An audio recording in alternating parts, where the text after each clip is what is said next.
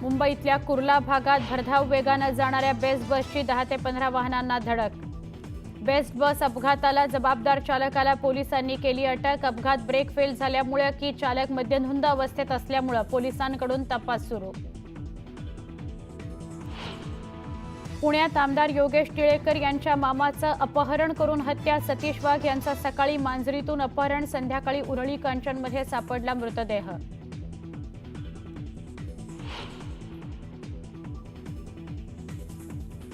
बीडच्या केश तालुक्यातील मस्साजोग इथल्या सरपंचाची अपहरण करून हत्या। हत्येचे कारण अस्पष्ट, पोलिसांकडून आरोपींचा शोध सुरू।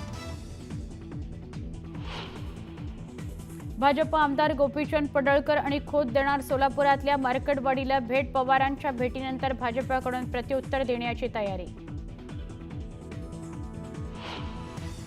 माळशिरसमध्ये बॅलेट पेपरवर निवडणुका घेण्याची उत्तम जानकर यांची मागणी। आज निवडणूक आयोगाला देणार पत्र, तर आमदारकीचा राजीनामा देण्याची ही तयारी।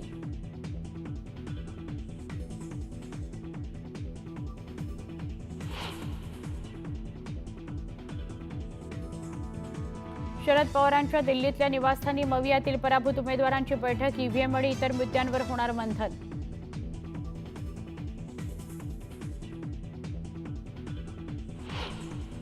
संसदेत वन नेशन वन इलेक्शन विधेयक सादर होण्याची शक्यता। रामनाथ कोविंद समितीच्या अहवालाला मंत्रिमंडळाची मंजुरी।